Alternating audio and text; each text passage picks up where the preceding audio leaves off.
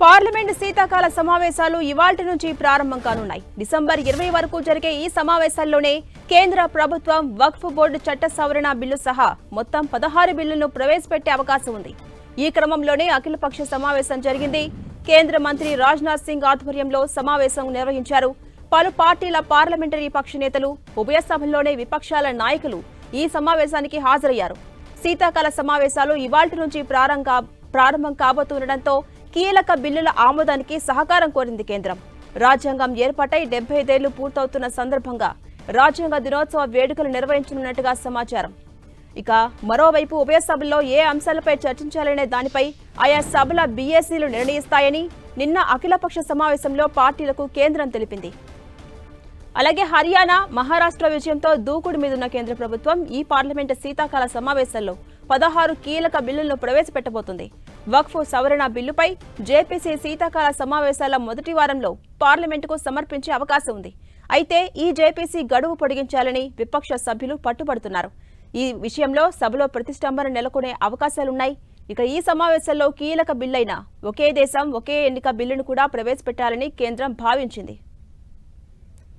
ఇదే అంశంపై మరింత సమాచారం మా ప్రతినిధి గోపి అందిస్తారు. గోపి,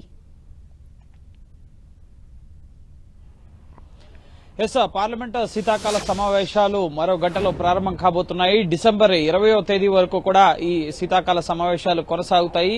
కీలక బిల్లుల్ని ఈ శీతాకాల సమావేశాల్లో ఆమోదింపజేసుకోవాలని చెప్పి కేంద్రం భావిస్తోంది. వక్ఫ్ సవరణ బిల్లు సహా వన్ నేషన్ వన్ ఎలక్షన్ బిల్లును సైతం ఈ సమావేశాల్లో పార్లమెంటు ముందుకు తేవచ్చన్న చర్చ అనేది రాజకీయ వర్గాల్లో జరుగుతోంది. వరుసగా హర్యానా అలాగే మహారాష్ట్ర ఎన్నికల్లో విజయంతో దూకుడుపై ఉంది కేంద్రం. అలాగే ప్రభుత్వాన్ని ఇరుకులు పెట్టేందుకు విపక్షాలు సైతం అస్త్రశస్త్రాలతో సిద్దమవుతున్న పరిస్థితి. ప్రస్తుతం పార్లమెంట్ లో మల్లికార్జున ఖర్గే ఛాంబర్ లో ఇండియా కూటమికి సంబంధించిన పార్లమెంటరీ పార్టీ నేతలంతా కూడా భేటీ అయ్యారు. పార్లమెంట్ లో అనుసరించాల్సిన వ్యూహాలపైన ప్రస్తుతం పార్లమెంట్ లో చర్చిస్తున్నారు.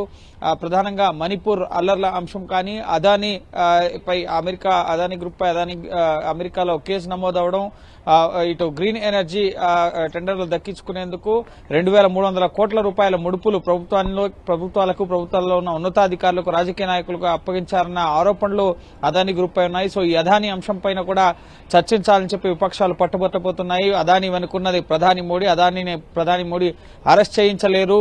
ముఖ్యమంత్రుల్ని, ఇతర నాయకుల్ని రాజకీయ కక్ష సాధింపులో భాగంగా అరెస్ట్ చేస్తున్నారు. కానీ అవినీతికి పాల్పడుతున్న బడా కార్పొరేట్ వ్యాపారులను మాత్రం ఏమీ చేయడం లేదు కేంద్ర ప్రభుత్వం అంటూ రాహుల్ గాంధీ ప్రధాని మోడీపై విమర్శలు చేసిన పరిస్థితి. సో ఈ అంశాన్ని పార్లమెంట్ లో లేవనెత్తామన్నారు. సో ఈ రోజు ముఖ్యంగా ఈ అంశాన్ని పార్లమెంట్ లో లేవనెత్తే అవకాశం కనిపిస్తోంది. అలాగే ఉత్తరాది రాష్ట్రాలను కమ్మేస్తున్న కాలుష్యం, ప్రధానంగా 1 వీక్ నుంచి ఢిల్లీలో స్కూల్స్ మూతపడిన పరిస్థితి. సివియర్ ప్లస్ కేటగిరీ నుంచి ఈ రోజు పూర్ కేటగిరీలోకి కాలుష్యం వచ్చింది. సో ఈ కాలుష్యం పైన కేంద్ర ప్రభుత్వం చర్యలు తీసుకోవడం లేదు అంటూ ఢిల్లీ ప్రభుత్వం కూడా విమర్శలు చేసిన పరిస్థితి ఉంది. కాబట్టి సో విపక్షాల తరఫున ఈ కాలుష్యం అంశాన్ని సైతం పార్లమెంట్ లో లేవనెత్తబోతున్నారు. అలాగే నిరుద్యోగం సహా ధరల పెరుగుదల, అలాగే ఇటు రైలు ప్రమాదాలు, ఇటు కేరళ వైనాడ్ విపత్తుకు సంబంధించి వైనాడ్ ప్రజలకు ప్రత్యేక సాయం అందించే అంశంపైన, అలాగే ఉత్తరప్రదేశ్ సంబాల్లో నిన్న అల్లర్లు, అక్కడ రాళ్ల దాడులు ఇవన్నీ కూడా జరిగిన పరిస్థితి ఉంది. దానిపైన కూడా వాయిదా తీర్మానాలను ఇచ్చిన పరిస్థితి ఉంది.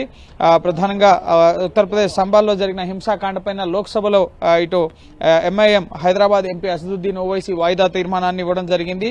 ఈ హింసాకాండపై చర్చించాలని చెప్పి రాజ్యసభలో కూడా ఎస్పీ ఎంపీ రామ్ గోపాల్ యాదవ్ వాయిదా తీర్మానం ఇచ్చారు. అలాగే గౌతమ్ అదానీ అమెరికా కేసుపై చర్చకు పట్టుబడుతూ ఇటు మాణిక్యం ఠాగూర్ కాంగ్రెస్ ఎంపీ వాయిదా తీర్మానం ఇవ్వడం జరిగింది.